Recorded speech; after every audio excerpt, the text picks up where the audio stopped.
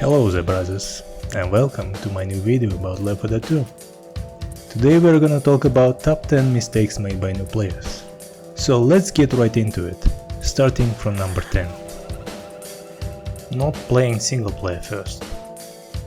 One of the most common mistakes every new players are doing is going to the multiplayer section despite them launching the game for the first time. It's not exclusive situation to the L4D2, but all games in general which has PvE or PvP modes.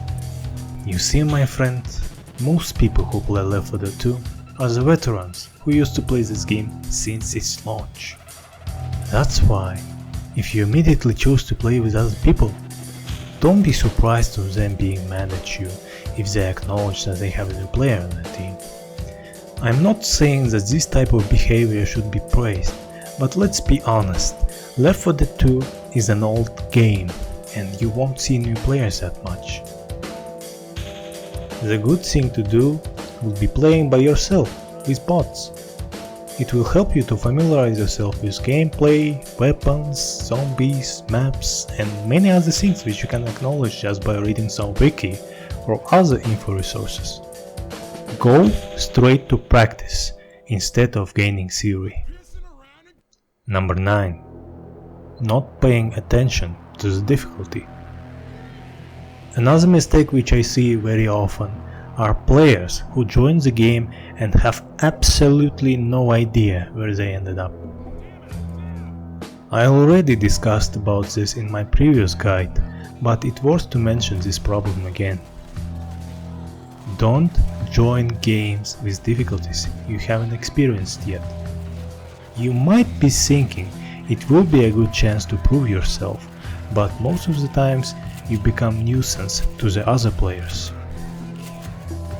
So to be short, feel free to join games with easy and normal difficulties, but don't touch advanced or expert difficulties unless you are really sure in your skills and have already beaten.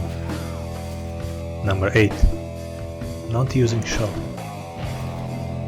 Sometimes, when I join games with normal difficulty just to relax and help some new players, I often see situations where new players are getting swarmed by the zombies and they just stand there taking hook after hook while shooting. They could have easily handled them just by tapping right mouse button. You can also use shove to free your teammates from the grasp of hunter, smoker and jockey, but you still need to kill charger to save them. Shove is one of the best abilities survivors can use to protect themselves from zombies. It can work against any common infected and special infected except chargers, witches and tanks. So don't be afraid to use them if you need to, but try to keep it at low level, as overusing it makes you wait for a cooldown and thus you're putting yourself in danger in such moments. Number 7. Picking up wrong weapons. This one might seem irrelevant, but I think it still needs to be mentioned.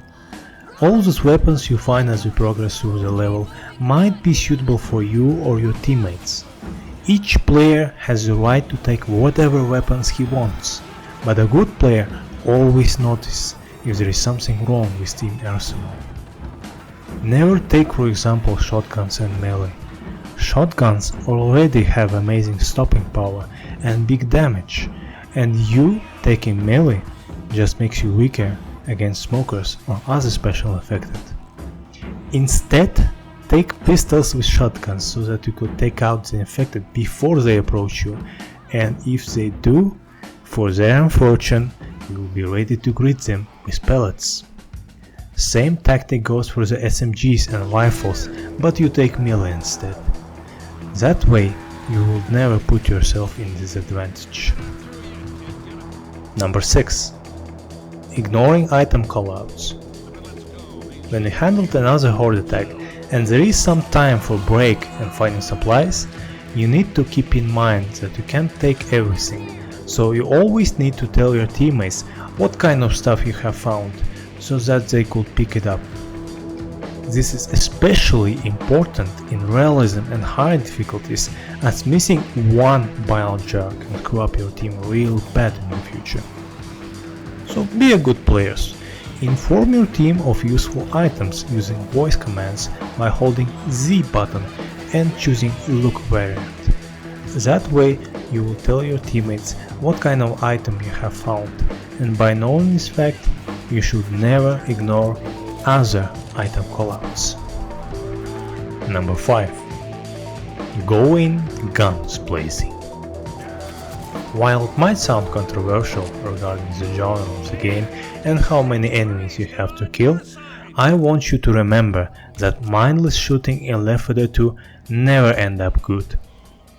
There are a lot of examples where you can hurt your team more than zombies just by clicking left mouse button, and this is friendly fire, scaring a witch, setting off alarm, igniting gas cans and explosives, and many more possibilities. You always need to think then shoot if you want to be a good player. If you see a teammate shooting a group of zombies, you don't need to shoot them too, as he is already dealing with that problem. Instead, look for other threats. Maybe there are other zombies behind you or your teammates.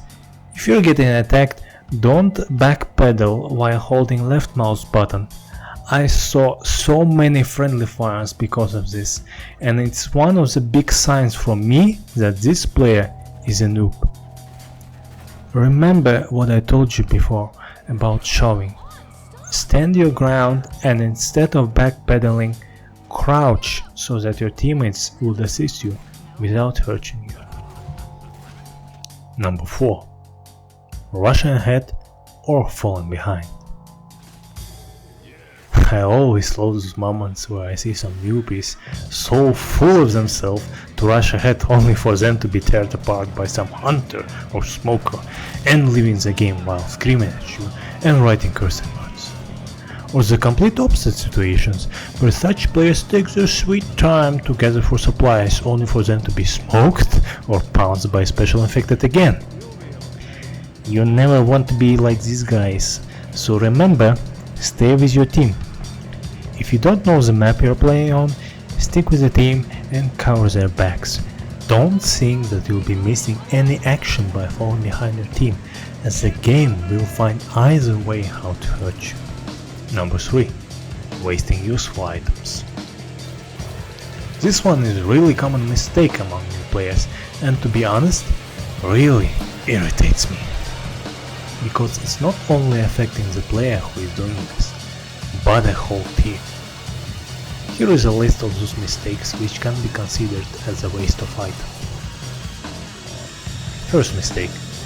Using medkit at green health. It's a bad idea to heal yourself when you have more than 50 health. The remaining medkits should be used only by injured teammates who have red or orange health. And even if everyone in your team is healthy, it might be a good idea to leave one medkit in the safe room in case someone gets down after leaving the safe room. Second mistake. Using medkit every time you get down. Many players who are doing this are probably thinking they are doing the right thing, but in reality, they are just wasting another medkit. If you're injured, you better use some pills to stay in shape and save the medkit. You should consider using it only in such circumstances. You got down 2 times and you have black and white vision. You're about to start crescendo event and your health is under 40 HP. You know there is another medkit nearby and you are the most injured in the team. By meeting those criteria, you would save health items for the future when they will be mostly needed. Third mistake. Throwing bile bomb at a horde attack. Bile bomb is one of the most useful grenades in this game, but unfortunately many players don't seem to understand this, as they're trying to throw it at every opportunity they get. Some of them even like to throw it as a tank, which is a huge mistake and a big no-no. If you find any bile jar, you better save it for any crescendo event in the future, and if there is none, you should throw it when your team is under huge pressure and 2 of your teammates are down. Throwing it at every other situation is considered as a waste of biochar. 4th mistake. Using Molotov to kill a horde. While Molotov is not as vital as a biochar because it appears more often in the maps, you better save it for the upcoming battle with the tank, and if you have already killed the tank, it might be useful against the witch.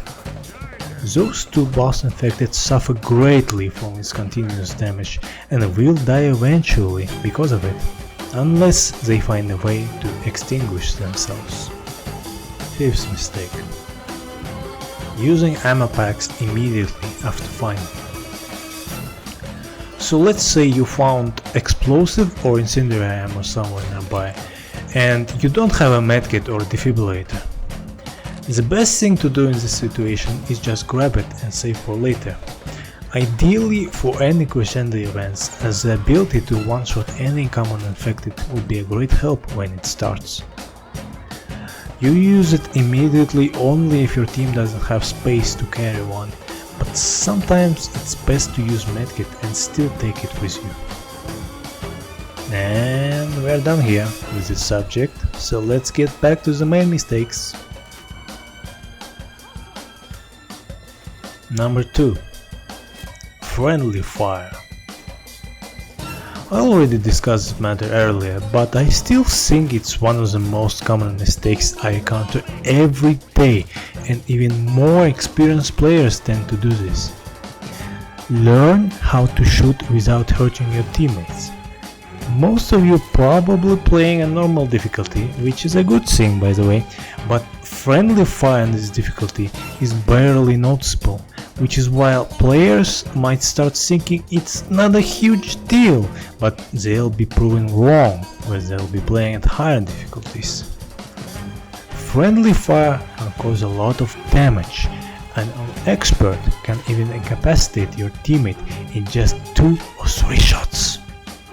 In most of my games, I usually take more damage from my teammates rather than zombies, and that is why I think it's an important rule for all newcomers. And here is a little fact for you. The game will sometimes punish you and make your life harder if your team causes a lot of friendly fire. Let us think in for a moment. And of course, number 1. Not being a team player. Yeah, that's right.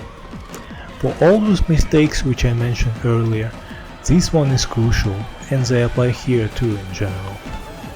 It's the main source of problems which are leading to such unfortunate events like losing or dying in the game. Players who play only for the benefit will never win a game or survive. This is a team-based game, meaning you should care and look after your teammates, and in return they will do the same for you. Learn and adapt the playstyle from experienced players. If their actions benefit your team and helps you to survive, try to do everything what they ask you, and don't be afraid to ask a question if you don't understand. You can find a lot of nice folks out there in the games and maybe even be friends with them. And of course, if you encounter trolls, griefers and other types of scum, be sure to block them on Steam so they can't join your games anymore. And that's about it. If I didn't mention some other mistakes, let me know in the comments below. And thanks for watching, and I'll see you in another video, brothers.